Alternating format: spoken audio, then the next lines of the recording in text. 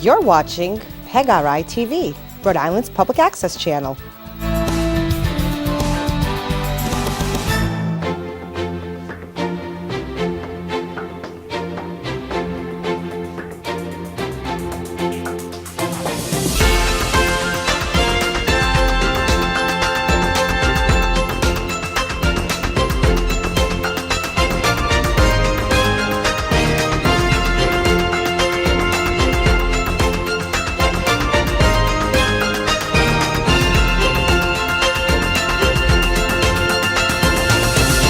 Welcome everybody to Advance Rhode Island. I'm Dan McKee, Lieutenant Governor, and each month we record a show talking about the issues that we're working on in our office, which is really advocating for small businesses, education issues, as well as municipal issues.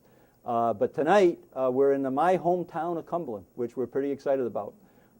This is where I was mayor for 12 years and also in business myself. So it's really nice to be here at Angelo's right on Mendon Road, and we really appreciate the Consilis family for allowing us to use this venue to talk about the issues that are important to our small businesses. And tonight, what we're going to do is we have hosted by John Gregory in the Northern Rhode Island Chamber. Initially, we're going to talk to a panel of business owners, listening to them about what their businesses are like, and also hearing about what is challenging for them and what's going well based on statute, regulation, and anything else that's on their mind. And then the second half of the show, John, we're going to be opening up to the audience to their questions and asking them for the input in terms of what we can follow up with our state leaders, municipal leaders on the things that are important to small business. So before I start, I just want to acknowledge there's a couple people here tonight that I think is real nice to have. We've got Mayor Murray from Cumberland and Town Administrator Alman from Lincoln, along with Senator Pickard. Yeah, that's good. Applause is okay. And who I've worked with very closely when I was a mayor, and they really do work hard to work together across community lines to make things better for the people who live in their communities. Also, Senator Roger Pickard is here, along with Rep. Mazakowski is here as well. And I think that we, give them a nice applause because it's important. It's important to have them here to listen what we're going to talk about. And I think that Councilman Mativier is here, right? I think that he's here as well, along with Craig Dwyer, who's a councilman in Cumberland. So before I start, I do have my hat here. I just want to make a point here that URI did really good and headed to the NCAA tournament. What a day for Rhode Island yesterday when you consider that not only did URI have Rhode Island on their shirt on a national TV show and played so strongly, and then they end up in the tournament, and of course PC ended up in the tournament as well. So I think that was pretty darn good. So this is a good thing to have, all right? Right there, right in our backyard. All right, so let's start off with the panel, all right? John, tell us a little bit about the Northern Rhode Island Chamber and what's going on there, and then we'll go right down the line, starting with Nick and hearing about the businesses. Thanks, Governor. My name is John Gregory, and I'm President and CEO of the Northern Rhode Island Chamber of Commerce, a position that I just started my 25th year as CEO of the Chamber. What makes us, we think, a little bit different than some of the other chambers is that we've actually gone through two mergers. There's a lot of parochialism in Rhode Island, as we know. First merger took place in 1991 when the Blackstone Valley Chamber in Pawtucket and the Greater Woonsocket Chamber in Woonsocket merged. And then last year we had the opportunity to bring the North Central Chamber under the auspices of the Northern Rhode Island Chamber of Commerce. So what that means, Governor, is that we're now in 13 communities in the state. So geographically, we're the largest chamber in the state. What that means for our members is a couple of things. Number one, from an advocacy perspective, we have a relationship with basically a third of the reps and senators in the state. Makes us work a little bit harder, and the issues are sometimes the same, sometimes different. Obviously, from a networking perspective, there's more businesses to network with and a lot of educational opportunities. We have some of our great partners in the room today. Well, thank you for hosting this. This is our second time that we've been in front of a live audience. We were in North Kingstown with their chamber, and of course you came down, and it was nice to have you there. So our idea, our theme of our office is the number 39. We know there's 39 cities and towns in the state of Rhode Island, and we want to be intentional about visiting them all, especially on the business issues and listening to what's going on. So we're very privileged tonight to have a good segment of members of the chamber. and that represent multiple communities, right? We have Johnston here, Woonsocket here, right? We've got Pawtucket here, we got Smithfield here, right? And so it's really good to have everybody here. So let's just start with Nick. Let's talk about your business, introduce yourself, let the audience know what your business is all about, and then on the second round, we'll kind of get into some of the details about, you know, what we can do to kind of help your business. Sure. Thanks for the invitation to be here today, Lieutenant Governor. My name's Nick Garrison. I'm the president and founder of Foolproof Brewing Company. We are a craft brewery based in Pawtucket off Mineral Spring Avenue, and one of the larger breweries in a pretty small state, so take that with a grain of salt. But we just had our 4-year anniversary, and we're doing great. I mean, we produce beer from grain. Nothing wrong with that. Grain to glass. Anybody have an objection to that? And yet we distribute our beers all over New England, actually, and we do quite a bit of business right here in our home state of Rhode Island. So if you go out to liquor stores and bars and restaurants, you'll hopefully see us, and if you don't, hopefully you'll complain about it.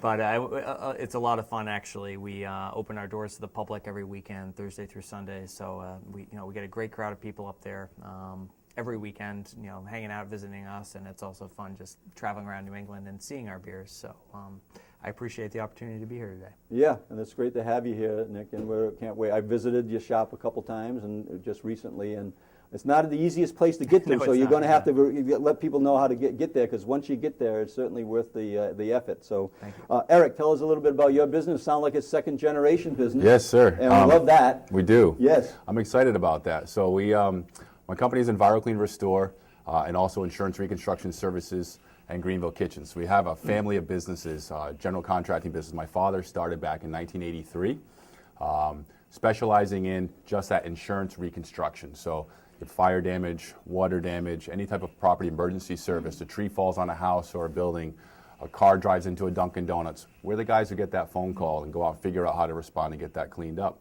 So in 2000, we launched our EnviroClean division that does more of the emergency service stuff. We did a big norovirus outbreak cleaning at a university this year. We did some really specialty, unique types of emergency response around the state, all over southern New England. We've traveled nationwide. We did about 4 months worth of work after Hurricane Katrina down in the south, the following hurricanes in Texas. So we'll travel for large storms when we get the calls as well. We do residential and commercial. So back in October of last year, after about a year process working with my father, we've been in business now for 15 years together when he started it 35 years ago or so. We worked through that process. That's an interesting dynamic, father-son, trying to work an exit strategy. That, of course. And a big part of it came down to preserving his legacy, preserving this company, and making sure that it could transition to the next generation. So we worked with some banks and worked that transition, so he was able to retire, and so that we closed last October. Well, it's great that you're able to work that with your dad. And I know when I got out of college, I would tell my dad, look, I don't want to work for you. I want to work with you, but I don't want to work for you. But, to keep the transition. We're like a third-generation business in our town here, and it's not easy, right? But there's a lot of advantages to it, and that's what we want to talk about shortly. Mary Ann, tell us a little bit about Dr. Daycare, which I know a lot about, but Thank you, I'm really Tom. proud of the work that you've done, and very happy to have been down to the ribbon cutting down in South County recently. Thank you very much. So Thank you for the invitation. Mary Ann Shawcross Smith, known to most as Dr. Daycare. I began 44 years, so maybe someday I'll be 55, but right now it's 44 years ago in my home in Lincoln, Rhode Island, where my son was born. And I have grown in the childcare industry, and it's my passion, it's my love, and I think it's like the best business anyone could have because you're blending education with business. We care for children for 6 weeks, licensed by DCOF, all the way to 12 years of age. So we have early childhood facilities in North Providence, in Pawtucket, South County. Lieutenant Governor came to the ribbon cutting ceremony. So it's every day. I have a staff now of over 200 people, and great teachers, and they're working very hard to care for children, educate children every day. Thank you. yeah, thanks, Mary Ann. Thank you. And so with Gene, right, with the Pep and Love of Woonsocket, which is we had a business in Woonsocket for 30 years plus, right? So 70 years. Yeah, you guys are 70 years. We were about 30 years in our health club, on Social Street. But tell us a little bit about your business and how that is transitioned in your family. We're a third generation business. Pep and Lumber located in 122 in Woonsocket. We're a true family business. I work with We own, and I work with 5 sisters and 1 brother. Oh my God. So we are a true family business, and yes, it can be difficult, but it does work. We sell lumber and building materials, and I have to say we've changed with the times. Thank God for plastic, because we sell so much plastic nowadays, like the Trex and that type of thing, because you have to change with the times. I must say, one of the things that have come out of our business in the last maybe 15 years is we also have a country store, which I believe the state of Rhode Island actually benefited by not that long ago. We had made some special plaques for the Lieutenant Governor. Oh yeah, that's true. Because in our office, because Yes. we're involved with the municipalities as much as a small business, we found plaques in the basement of the State House for every community in the state. But about 5 or 6 of them were cracked and broke, and where do we go? Yeah. Right, went to your shop to make sure that gets done. So now that's up in my office, Yeah. and you walk in, you see all the communities right there on our wall, and at the end of that was one of my promises that there would be a municipal coat rack and hat rack. And we made so that too. Yes, that's right. So we love to have that. So thank you for that. Tech and lumber, and that gets to my next point. Our decor or country general store, whatever you want to call it, caters to the woodworker or someone that needs something fixed or made as the state needed. So again, 70 years in business, proud to be a Rhode Island business, and of course we're the best area of the state, Northern Rhode Island. There you go. John thinks that's true. Senator, tell us about your business, because I think it's an interesting one as I travel around the state, and I think it's a great story, the fact that you're able to anchor in Rhode Island and do business all around the country. Yeah, Gerbs, wherever we go, we don't really fit in. But Johnston, by the way, Johnston. we're out of Johnston. Yes. Gerbs is a family-run business since 2005. My brother and I operate and run it. I'm sure people might know this. We specialize in a gourmet line of allergen-friendly foods. It's our customer, it's our family. Everything that we make is all natural, non-GMO, kosher and vegan. We realized a long time ago to keep going down the retail road in the industry was challenging. It's very challenging to make it in the grocery industry. We saw where we wanted to be. We wanted to kind of just keep growing our brand and our line, and to get there would be a massive amount of capital. There's no guarantees in anything, so we kind of closed up shop. And we went from being sold in over about 300 stores across the country and started doing it ourselves with our own website. That morphed into being the #1 seed company on Amazon. We're in every warehouse on Amazon right now. And we're probably going to be growing into Amazon Canada and Amazon Mexico and Amazon Europe. My job was to go back to school and find out how to find a customer in their home, how to target you, how to find you from nowhere, how to retarget you, how to target you on social media, and then also our family. You know, our family. When I say our family, is we cater to the allergen community, people living with severe to profound food allergies, people that go through every day of their life fearful of dying because of someone making a mistake. That's what is my passion. I have 2 children, and that's where I think about that all the time. And it's a constant battle for families, and it's a family that lives with the food allergy. If someone has an allergy to peanuts, you're not bringing in anything to your household, and every time your child leaves, you're terrified of what's going to happen when they leave you. You know, and food allergies are on the rise. People say, "Oh, why are we hearing so much about this?" It's just because it just wasn't reported a lot, and it wasn't talked a lot, and it was undiagnosed, or parents just didn't report it. But you know, over the last 15 to 20 years, food allergies is up about 50% for kids.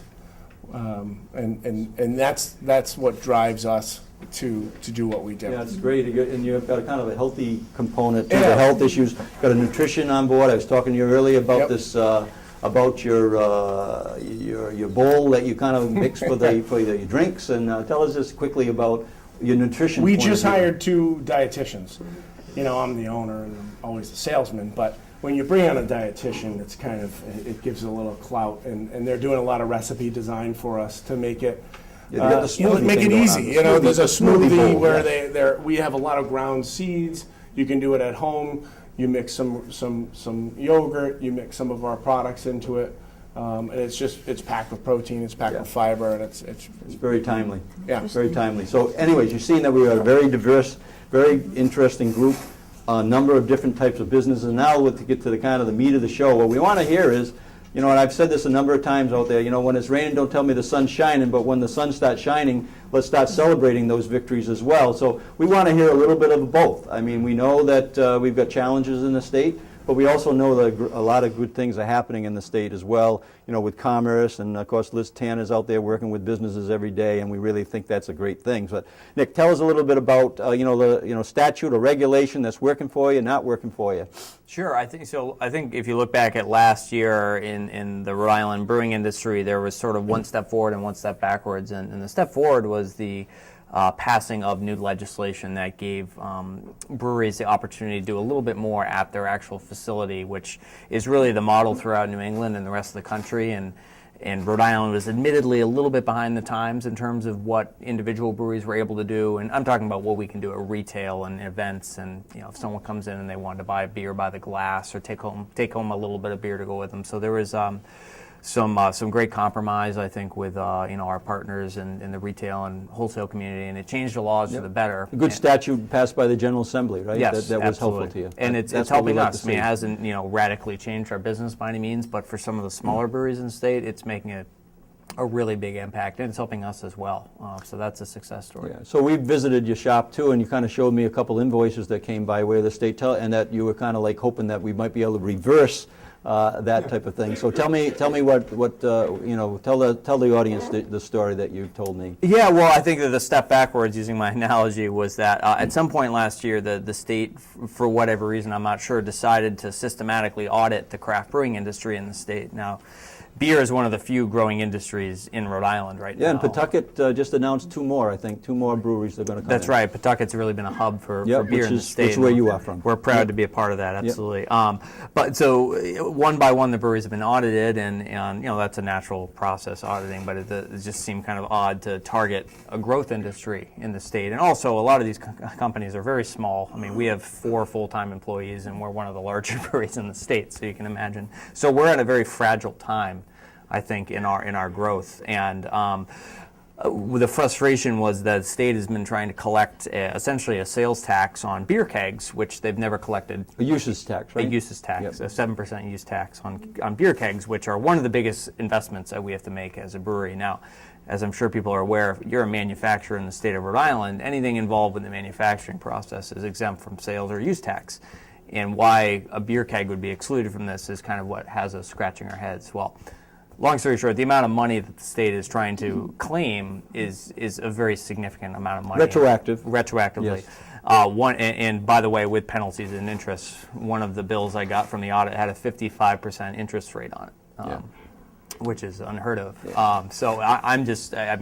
It's very scary for somebody who has personally guaranteed debt to open a business, who's put his house on the line to open a business, and to feel like the state is going after a short-term tax revenue and missing the long-term picture of what we're providing. I mean, in just 10 months, the tax revenue we'll provide to the state will be this amount of money they're trying to get in less than 30 days. So if we went out of business, that tax stream would go away for the state. And you brought up to us that, which is very important for us in terms of one of the things that I did when I was campaigning. We wanted to see where the competition laid in terms of bordering states, and you had mentioned that you didn't feel as though that Massachusetts was charging this usage tax.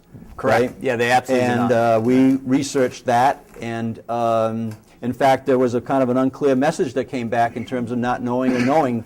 But I think that we've pretty much confirmed that Mass doesn't promotes its manufacturing on the beer industry in a way that Rhode Island doesn't, and I think that's something that we want to bring up to our state leaders, even in a retroactive way, because what you showed me in penalties is going to really impact your ability to repair your equipment, pay your payroll, and that type of thing, and we should be encouraging that. Yeah, So and hopefully that ultimately happens. grow my business, which results in more long-term tax revenue for the state. Well, thanks for And yeah. employment. Well, thank you for sharing that. And Eric, give us a couple Before we do the overview. go, Yes. I want to interrupt, but Mayor Lisa Baldelli-Hilton Come on. has joined us as well. Hey, Mayor. Good to see you.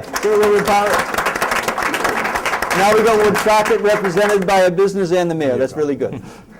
Eric, go ahead. Yeah, so I think that, there's a small piece of legislation passed last year that was part of what we do. We respond to emergencies 24/7, right? And so it affected our business.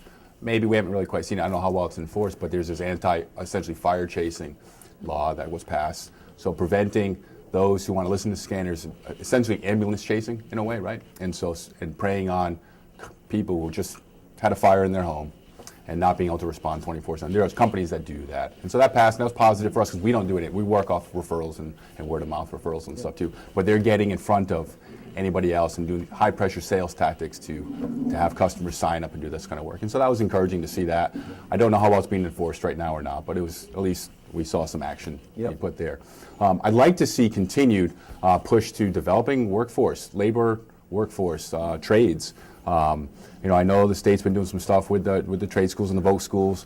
I think there could be more done in public high schools for that, shop classes in high schools and teaching carpenters and skills and electricians and encouraging young people to not think they have to go to college, but can actually learn and develop a trade while they're in regular high school, not have to go to a specific voc high school or something like that for. So I think, and then maybe there's incentives out there for employers to work with these programs and schools and stuff too, do apprentice programs and things too. But we're seeing the aging demographic of contractors and builders are aging out. And I'm 38, my generation and younger, there's not the fill coming in to understand how to hammer a nail. Well, you're talking my language right now. I mean, I've been working and battling to make sure that education opportunities increase in our public schools throughout the state of Rhode Island, and we continue to do that. That's one of our wheelhouses. We expect to be partnering in with a nonprofit on a report that'll show where we are right now as education by community and where we could be and how to get there. And we expect to include, because we're working with Jack Benz and others that really think about the vocational school aspect of being a part of that overall theme. And we know there's opportunities there. I visited with the Rhode Island Truckers Association today, and they were talking about a great opportunity for people who are that could drive large vehicles and earn a good living. So I think we need to continue to reinforce on that, Eric. So thank you for bringing that up. Marianne, share a couple of your thoughts. From the child care industry, kind of a win-win on a regulation. A few years ago, child care regulations in the state got changed very quickly, and the phone started ringing from a lot of small businesses and women who are doing business saying that they had 60 children in child care. They might have had lost 17. Some businesses lost 20. It's about $10,000 a child. That's $170,000. It was putting them out of business. So we had gotten together, started a new organization called BOCA, Business Owners of Child Care Owners, and actually we kind of contacted DCYF and said, listen, the new regulations you put into place are really hurting businesses. They changed the playground square footage. You had to have like a certain type of light. I'm like, how are you measuring that? So it all came out to a win-win, but they're like, okay, this is the new regulation. So I picked up the phone, called the speaker's office, amazing. And as a former rep yourself, right? They answered the phone. It was like my lucky day, right? Yes. And also the president, talking to Marie Ganem, and then we actually talked to Representative Deb Ruggiero and said, this is the situation. We've got to really work closely with DCYF. Small business, especially women being in business, are losing children per the new regulations. Deb Ruggiero stopped everything, called the forum at CCRI. All the child care businesses, there had to be over 100, showed up, talked.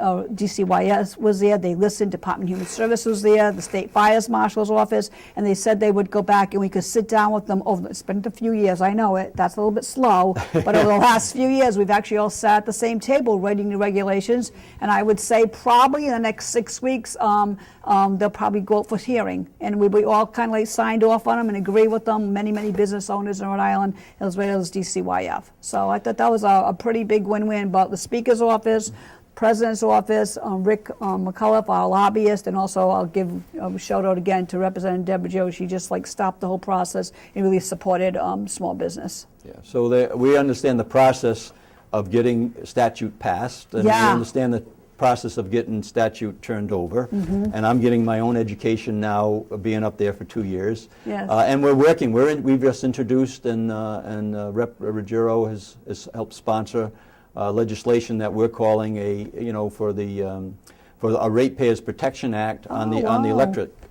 issues. And we really think by visiting businesses around the state, we want to see a real schedule. When somebody needs a telephone pole put in, or they need a phase 3 type of a thing for their industry, we want them to be on a timeline for service that is predictable and one that you can, the cost. So we're putting that in along with other things that we've worked on, Mary Ann, in terms of getting rid of the billing adjustment so you can shop your electricity. Deregulation was 17 years ago, and we really haven't maximized the opportunity to shop your electricity, whether you're a business or whether you're a residence. And so yes.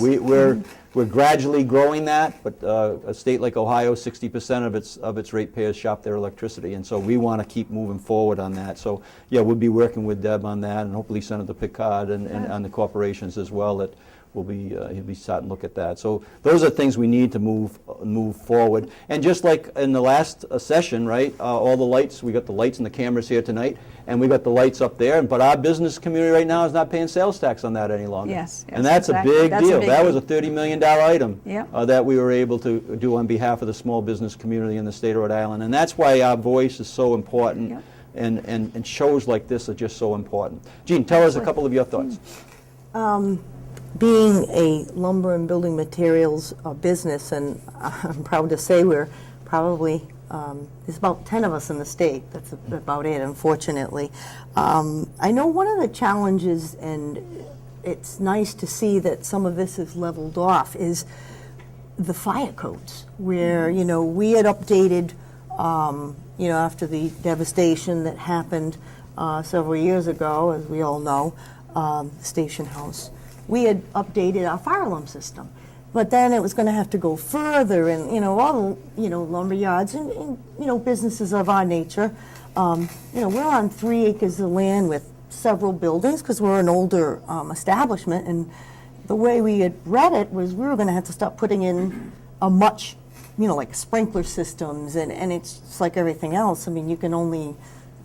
We can only afford so much, that gets to be a very, very costly entity. So I'm glad to see that, the State House has done quite a few things, and they continue. I think there's some areas that they have to continue. Yeah, I think that, continue on that. A business that we got a call from and visited down in Portsmouth is having an issue on that today, right now on the fire code issues that is going to cost them a significant amount of money, and I think that what you're pointing out there is very, very important. So other things that you're thinking of? Exactly. One of the other things is, and I know you guys have been working hard, lumber and building material, many of us sell chemicals, the paints and whatnot. And I know that you guys are working hard, but right now we have to charge, if you sell, a gallon of paint for $20, we have to sell it for $20.75 because we have that 75 cents has to be collected. And again, correct me if I'm wrong, it is a state, that is a state mandated thing. I think it's like 35 It's for a cents on paint recycling program. Correct. Which I learned about down in North Kingstown when we were down there, and now you're bringing it up as a owner here and there. And what was there was that we're looking at that. We're seeing that probably more is being collected and charged than needs to be to run the program. Correct. And Resource Recovery has taken a position that we should lower that cost, and hopefully the General Assembly will take a real strong look at moving that down, eliminating the sales tax that you pay, that you charge the consumer on that 75 cents. So the fee is not just 75 cents, it's 75% plus 7%, right? Correct. That's right. So those are things that are really important, and I'm glad you brought it up here, because it's not just one side of the state or another side of the state, right? It's the whole state, and that's why we're out on the 39 communities learning what is happening around there. But Senator, give me a little bit of a overview. I know we got about 1 minute or so here to wrap it up, but give it your best I shot. can be quick because, Yes. I mean, things are good.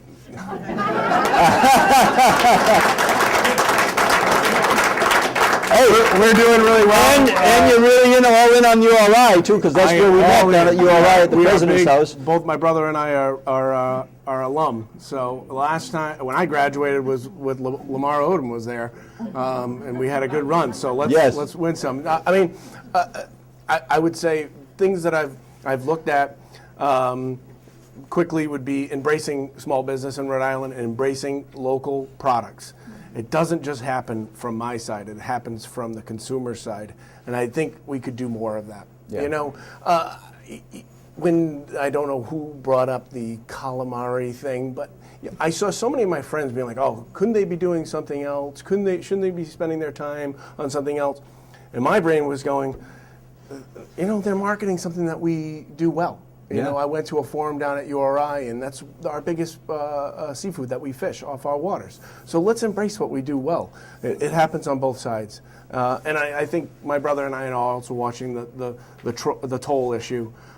It would, from what I've read, it could impact our business, impact our customers if we're eventually paying more money. Yeah. But We'll doing keep an well. eye on that, and we're going to have you back because the fact that you're able to run a business here in Rhode Island all around, and your customers are all around the country, that's a message we need to deliver. And also, I just saw Mayor Charlie Baldelli, Charlie Baldelli, that's a flashback. I'm going to tell you, Mayor Baldelli was one of my favorites. I want to just tell you that, both times. Mayor Lombardi is here as well. And then, so we'll do a little handoff here. We're going to regroup, and then John Gregory's going to take over with his radio voice. There you go. Okay, thank you so much.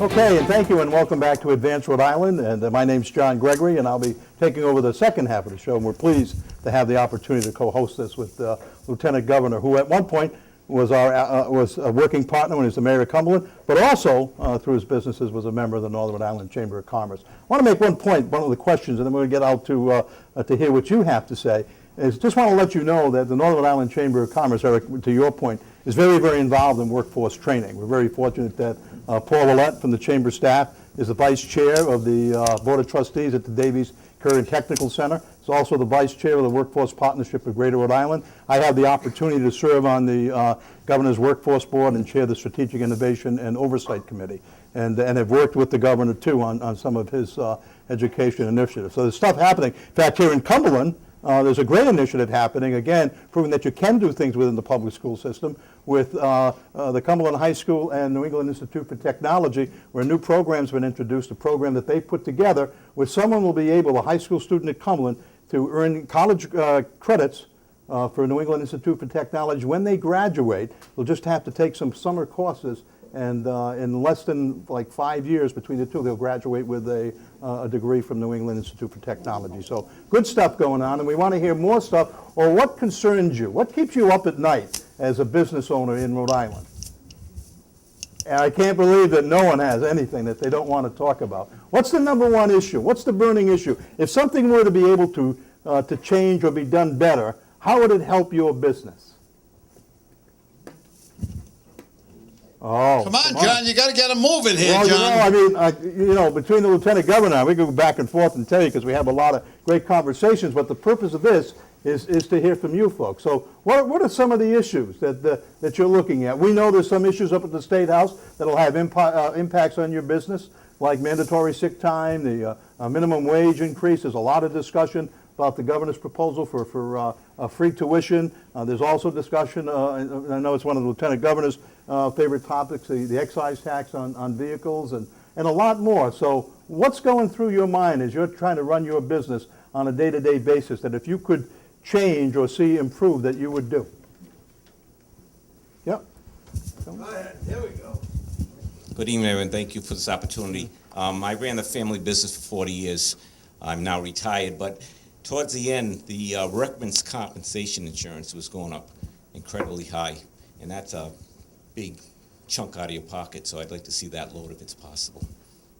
Yeah, on that too is that not only is workman's comp one of the things that we deal with as business owners, but also the unemployment tax, right? And I had mentioned earlier about the no sales tax on our lights and our electric as business owners. Now, I believe that based on what the General Assembly did last year, along with the governor, that we're going to see a reduction in that unemployment tax too, that could amount to as much as $25–30 million, right, John? So yeah, I think there's a great opportunity right now to get traction on reasonable things, especially when we compare our state, Rhode Island to Massachusetts or beyond that, to find, and I think there's a really an opportunity that's all the time that I've been in business has never been greater. I think we finally understand that small businesses are important in the state, but now we have to do the work to actually align that with the actions that need to be taken either by local communities or by the state. Great. Thank you.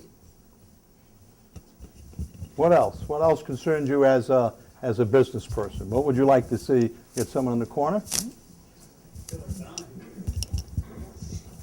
Thank you. Thank you for having us here today. As a child care business owner in North Providence, one of the concerns that the small business owners in child care are working through is our quality rating system, which is an excellent system that keeps all of us in check and aligned with our regulations. I'm going to ask you to put that just a little bit closer. Sorry. Great, thank you. So it does keep us in line with our regulations. It's a 6-domain system, and there's criteria in order for everyone to meet. Right now, it is done on a building block model, where if you could have a 5 in 4 or 5 of the areas, but a 1 in 1 of the areas, your business would be rated as a 1. And because it's tied directly to Department of Human Service funding, we are finding that very difficult. Some of the things that could be a barrier for that would be, as Marianne had spoke of, a lighting issue or something like that might prevent you from getting a higher star rating. We all want quality, but that is definitely something that we need to do on an average system. Is that statute or, excuse me, is that a statute or regulation? It's Not a not regular statute. but it is directly tied to funding and reimbursement through the Department of Human Services. So some people are getting less funding than they should based on the building block model, and we're having a difficult time, getting it out to the families and the public because it is a star system. Obviously, with anything that is a star system, people are thinking a 1-star is not quality, whereas a 5-star is, and that's not necessarily how this quality rating system works, but it is preventative to the community. So we would be looking for, something to change as far as we love the system, but as far as it should be an average system as opposed to a building block model. So you have 2 issues there, then. You have the way that they're looking at you and also the public's perception because of the way the state Correct. rates you? Yeah. Yes. Great, thank you.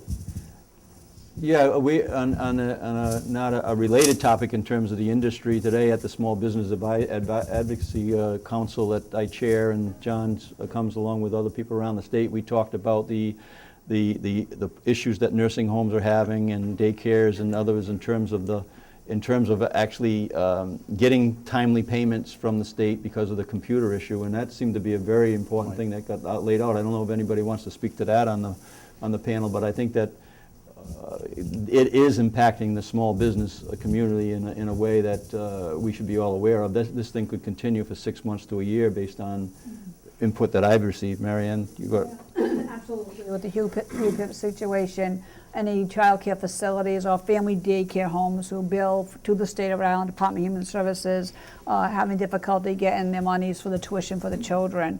I come from a solution perspective, so once again we wrote a letter to DHS saying, listen, we're way behind on monies. What can we do? What can we, because the computer was not taking the attendance of the children with all the information they need to have in.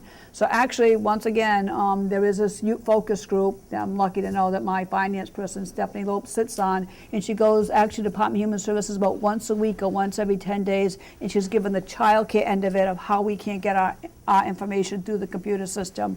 But it's been difficult getting our money, and they're pretty much caught up, but it's still trying to do the average on who owes what and whatever. Because what happens when they start at the end of the summer in September, that's when all the full-time children went back to school, so some facilities are still getting paid for full-time kids when there are only part-time kids there. But I need to tell you, compared to September and October, I would say January and February, they actually are heading in the right direction. They really are. So it's still done all manually completely and a little bit on the computer, but it is happening. We were fortunate this morning at that meeting that the Lieutenant Governor was able to bring in a woman who runs a series of nursing homes. And what we got concerned about as the conversation went on, Governor, if you remember, is the trickle-down effect. Because we Correct. find out that because they were so far behind in the payments, that this person was not paying any of their vendors because they had to keep their cash flow to make sure that they could pay their employees.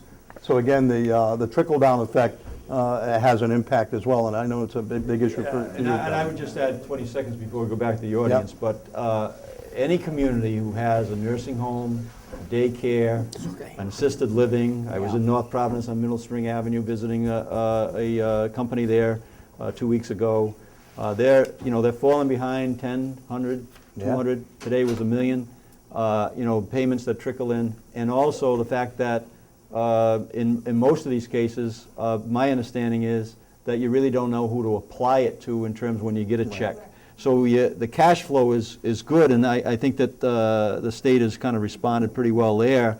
But there's going to, as I was told by a Johnston nursing home owner last week, that is going to be a nightmare as they try to put all the pieces together. And it would be nice to see the state step up and help our small businesses when they actually have to deal with that accounting dilemma that's going to be out there. Well, I think we have, oops. That's the part too, from a business perspective. You have to write those checks to cover those Right, bills. It comes right out of your absolutely. own personal account when the money's not in the account. Yeah, and that's happening. And if it wasn't, It's happening, yes. and as I had a business owner sitting next to me this morning and just saying, we wouldn't, I couldn't allow, provide services and not get paid and then have to chase the dollars. Yeah. This is no different. It just happens to be in a state-run strategy, and we need to pay attention to it in terms of what impact it has on the small business. And John, you're absolutely right. That trickle down and the vendors that are impacted on this. This is something that could be going for 6 months to a year. And we need to make sure that we're out in front we're advocating for small businesses. We need to be out in front and be advocating for them right along the line. Nick, and the reverse isn't true. You can't charge the state interest if No, they're you slowing their can't. I have a question here, and then we have one over there. My name is Ted Wynn. I run a small business in Pawtucket. And my question does have to do with taxes and what the state can do to alleviate the tax burden on small business. We've operated a small business in Pawtucket since the 1800s. And I'm the 5th generation to do that, and that's great. I really enjoy doing that. However, the cost of doing business, the taxes that the state of Rhode Island, the Blue Cross, the city of Pawtucket, the state of Rhode Island, they're just constantly attacks. What we happen to operate is a funeral home. And you mentioned about the pay pertaining to state services. We have state services dating back over a year where we have not been paid for the service we've provided for social service people. Over a year. And it's just, it's unconscionable. I know Massachusetts, Connecticut, Vermont, Maine. I asked people in my particular industry about that. They pay within 30 days, 60 days. Anyway. No, I think it's legitimate, John, right? Yeah, I mean, that's my question. but I think that's one of the reasons why we're out having these, these meetings. And we did follow up from the North Kingstown on a couple issues, and these things are very important for the public to hear. I mean, not just the people in this room, but there'll be people that will blast this out to. I encourage everybody, if they've got the ability to social media networks, as some of the panelists have, to blast this stuff out. Let's get the word out. Yeah, and not that makes it any easier, but we hear this from other industries as well, so it's not like your industry, but you're right, it makes no sense for the state. No, I know that, but so there are a lot of industries that face the same thing, and it makes no sense. Some of the other taxes and some of the regulations are constantly being looked at. I think one of the biggest challenges sometimes we face as a state, and we've made a lot of good advancements over the last 7 or 8 years in particular, but it's like the other states aren't standing still waiting for us to catch up. So as we're making some improvements, they're making improvements as well, because we always scratch our heads, people who advocate for small businesses, how come we're not moving up in the ratings? How come we're not better for business? And it's because the other states. Advocating for small business, a perfect example. We've had social service, the state of Rhode Island social services called, not just us, but other funeral homes. And I know plenty of funeral homes that actually refuse to do the service because they know they're not going to get paid. Right, yeah. So consequently, the state medical examiner's office has called us in the last couple of months. They've had 25 and up to 30 people in the medical examiner's office not being serviced simply because the funeral homes won't do the jobs because they know they're not going to get paid. Sure. And they actually call and ask us, this number of people have passed away in Pawtucket, will you take care of it? And we've actually had to go to, and a couple of them feel very nice, They've given us people in Pawtucket, and they've told us, yes, they qualify. We promise to pay you within 30 days if you take care of this amount of people. And we've done it, and we have been paid. But it shouldn't have to go to that level. You're right. Yeah. It really shouldn't have to go Yeah. to that level. Yeah. Thank you. I'd like to go back to the earlier discussion, Department of Human Services. The Lieutenant Governor and I, a couple of weeks ago, visited Little Sisters of the Poor in Pawtucket, which is a nursing home in Pawtucket. And we did find out that, yeah, they were waiting for money a long time and had finally gotten a check from the state. But as the Lieutenant Governor pointed out, the listing that they got with the check didn't really tell them where all the money or who all the money was assigned to. So that was one problem. But the bigger problem for them was that they have some applications, Medicaid applications for people that have been in the system since as far back as May and June of last year. And there is a state law that nobody wants to talk about or jump on, but there's a state law that says if a Medicaid application is sent to the state and it's not acted on within 3 months, it is automatically approved. Well, that hasn't happened. So these applications that they, and I'm sure a lot of other nursing homes still have in there, nobody knows what's going on with these applications, and that's a problem. That's a problem for not only Little Sisters, but all of the nursing homes in the state that have Medicaid applications in the system. It's an issue, and Tony doesn't. I'll share Tony's personal story, but because it's a story that is being shared around the state of Rhode Island. If it's happening in Pawtucket, it's happening in Westerly, right? If it's happening in Westerly, it's happening in Woonsocket, it's happening in South Kingstown. You know, Tony's got his mother-in-law at the facility, and because the application has not been moved on, he gets a call every month to fill in the gap between what needs to be, to be paid personally, what needs to be paid to, to keep his mother-in-law in there. But that's happening. If that's happening in this case, it's happening in other cases. And I think it's really important to understand that that we really need to treat the small businesses in this case, and with the funeral homes or whatever, we need to kind of, this is what the purpose, my purpose is to align different business communities who normally don't talk to one another, to start lobbying on behalf of one another. That's what we did as mayors. That's what we did with Mayor Murray, Mayor Lombardi, Joe Alman. We pooled populations with municipal leadership and got some really interesting things done on behalf of the people who live in our communities. We can do the same thing in the business. We'll follow up on that issue, on the funeral homes, as well as this one. That's because you work so well with the chambers, too, right, there, Governor? Well, we love the chambers. There you go. My God, that's why we're here today, and we appreciate it, John. We have a question up front, or a comment up front from Mayor Lombardi, I believe? Unless you're just waiting to say hi to me. No, I don't need that. Oh, yeah, you do, because you do that because we're taping. They got to hear you on TV. But I think that coming from a small business, Yeah. by the way, 70 years of success, I think the problem I see is the regulatory process. So you got DEM. I'm in the dry cleaning business. They come in. We understand they have the right to visit our shop. And we have the right, we know that we have to adhere to all the DEM rules and regs. It's just the way that they come into the businesses. And they try to scare you. And I think it's our job as elected officials to encourage some of these agencies, whether it be Stormwater, Bill and I just talked about that, DEM, Narragansett Bay. They need to work with the small businesses. They come in, inspect the shop, and, oh, everything's okay. We have a couple of questions. Okay, the fella that can answer those questions will be in on Monday. No problem. Next Monday, Thursday, they call and they threaten us with legal action if we don't get those 2 questions that they asked answered today. So I called the gentleman. I'm sure you did. No, but the point is, they did that to me, and I'm just concerned that you hear these stories. So I called a gentleman and I said, identified myself, and I said, did someone lose their life? He said, what do you mean? You came to this plant on Monday. You said everything was fine, you needed 2 questions answered. You were told the person that could answer those questions would be back on next Monday. Is that correct? Yes. What happened? Why are you so fresh to the girls that are at that shop today? And I think that this is something that needs to be addressed. I didn't want to call Janet Coit. I just thought I should talk to the fella that did it.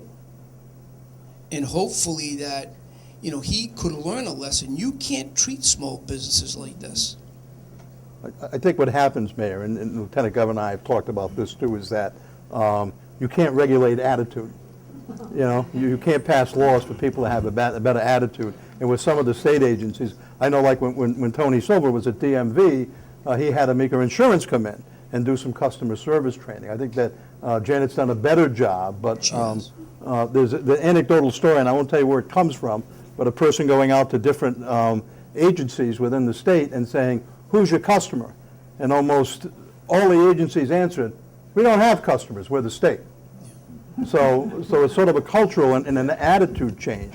That also, John, is that, it's persistence. It's yeah. Getting out, doing this, persistent, doing it. They have the 10,000 job issue going on with Goldman Sachs. Yeah. It's Really interesting program, right? And I visited there the other day, right? We've got some stuff going on with commerce in like the Six Sigma, what do they call that? Training strategies, where that is happening. But we really need to be persistent in order to raise the bar on the game here to service our small businesses, and that's. But we also have to, as I said earlier, when it's raining, don't tell me the sun's shining. So we need to identify areas where the clouds are there, but we also got to look at some of the things that are coming through the clouds and be absolutely persistent on the issue. And we do have the director and one of the graduates from the 10,000 businesses. Yeah, I know So that. listen, if you want more information, everybody who's going through that program, I hear nothing but great things about it. So. But I think, among all of us that are involved in government, it's our job to make sure that we make it as easy as possible for small business to enjoy success, not to make it difficult for them. And God knows this particular, gentleman, I understand he has a job to do, but this is Thursday. 4 more days is Monday. And why is it such an issue today? And there was really nothing wrong. So we need to make sure that this isn't happening to the small businesses in the state. So that's all I have to say tonight. Thank you. No? And Mayor Murray. I agree with the mayor. It's a big issue because we've always in Cumberland, starting with Dan, even going back to Mayor Alger, has supported the small businesses. It's a major part in Cumberland. We don't have a lot of big business because we don't have a place for them. So small business is really so important. And you look as a mayor every day as to the situation that the state causes. And I'll give you a good example is new business coming into a town. We face it all the time. I got a couple of council people here, is that these small businesses want to start up. And what they have to go through, especially with the taxation, they're ready to go. They're ready to move ahead and be a viable part of the town, and yet they have a barrier thrown in front of them. I will have to, and the Lieutenant Governor did pay me to say this, so I want to be honest about it, is that, but seriously, Joe Policino said it best. When the Lieutenant Governor took office, Joe Policino said, we were always, the mayors and the administrators were always in the parking lot. Lieutenant Governor has brought us to the forefront. It's a slow process, but we need help as, again, mayors and town administrators to be able to fight this situation and to work to help these businesses. These are successful businesses here, but there's always an obstacle. And we have to have the voice. Some of the mandates that come down to the town, and every one of us are faced with it, that costs money. And it can't be, because, again, once it hits, we have to pass that on. I know we're proud in Cumberland that we have the same rate for small business as we do our residential. So I invite any other brewery, by the way, that wants to come into Cumberland. I'm not a. Oh, you know what? Okay. No. You know what? And Pawtucket does charge a lot, so you can come and see me. This is where, as the president of a regional chamber of commerce, I get jammed up, so. You stay in Boy, you know, I'll say, I didn't know he was going to have a sales thing. But you know what? There are a lot of good services. Maybe we can focus on that a lot when you talk about that, Mayor. Because, you know, there's a lot of great partners as the, Lieutenant, go ahead, I'm sorry. Yeah? We've been working with the Small Business Development Center. I was just going to mention them and store and. If you're a business that's from just the incubation stage to you're already open, reach out to them. I mean, they're gonna help you with business planning. They're gonna help you with flow, lean production. They're going to help you with a lot of stuff. They've been helping us tremendous. There is a lot of service. Just in this room alone, in addition to the great work the Lieutenant Governor does as an elected official in the Small Business Advisory Council, again, we do have the Small Business Development Center. We have the 10,000 businesses. We have our SCORE counselors. We have representatives from the Hispanic Chamber of Commerce. So there's a lot of different groups that we work with to keep trying to move the ball forward. Part of the biggest challenge, and I know it's something that the Lieutenant Governor is trying to work on too, is that the great stuff that's out there is not the stuff you hear about. You know, that there's, and this is all free, by the way. This is an opportunity. So whether you work through the Lieutenant Governor's office, through the Chamber, through maybe trade organizations that you might belong to, you should ask about what's Liz Tanner is here as well, and she's doing a great job at Commerce RI. When Liz calls, they quake in their boots just a little bit because they know she's not calling to see how their day is going. So, and I don't know anybody else because I know towards the end. Great. Yeah. Hello, everybody. I'm Larry Wilson from Rhode Island College. Lieutenant Governor, thanks for having us. John, it's always good to see you.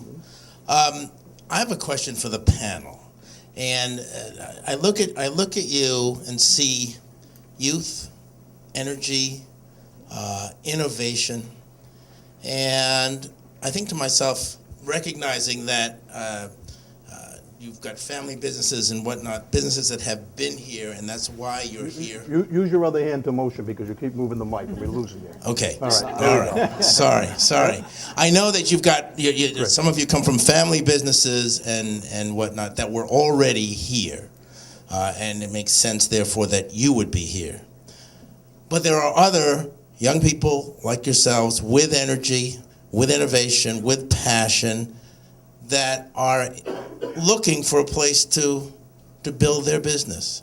And it might be a very small business. It could be another brewery. It could be, 2 or 3 employees, and that's it. But they're looking in Connecticut. They're looking in Massachusetts. They're looking in Vermont. They're looking in other places. I guess what I'm looking for is, what is the elevator speech from you guys? What is the 30-second speech that says to somebody from out of state who wants to start a small business why they should come to Rhode Island? Yeah, we're going to have to ask those questions, those answers to be relatively quick, because we've only got about, 2 or 3 minutes left? 30 seconds. Okay, so. Let me give it to this gentleman. Okay. All right. And then maybe we can get the answer to the question.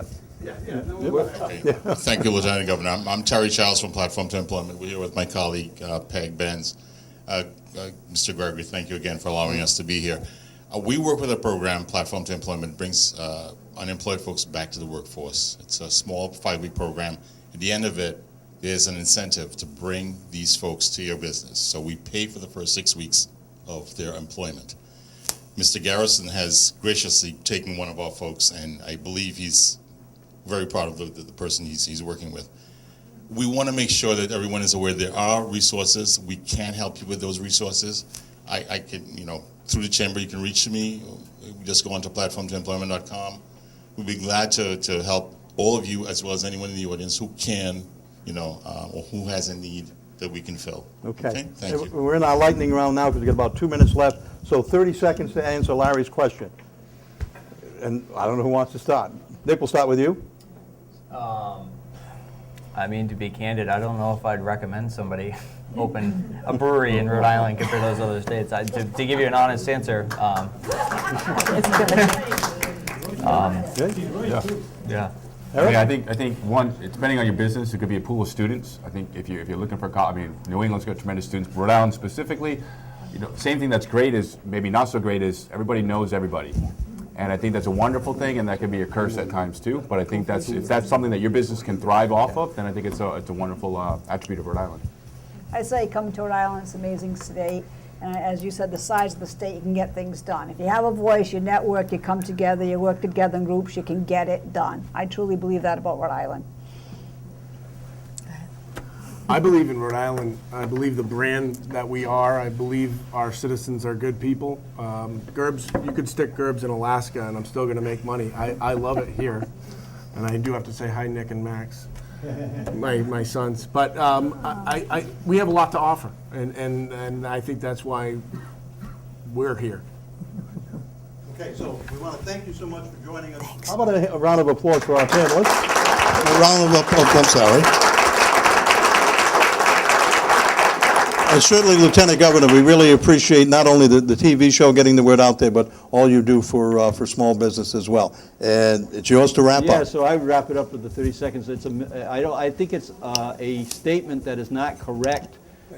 We've had people from Miami, from Hawaii, from Ohio, all opening businesses in Rhode Island, and I've been meeting them. So there's a good story to tell. The work is not over. Advance Rhode Island. I appreciate everybody, coming in and being here tonight, as well as the audience out there. We've got work to do to keep moving it forward in a way that is good for our small businesses, and our office is there, ready, prepared to help John in any way we can, and any of the business community out there. There are opportunities. I think my dad said it best. Success is there for you. All you have to do is go earn it. So thank you all for being here. Advance Rhode Island, yes.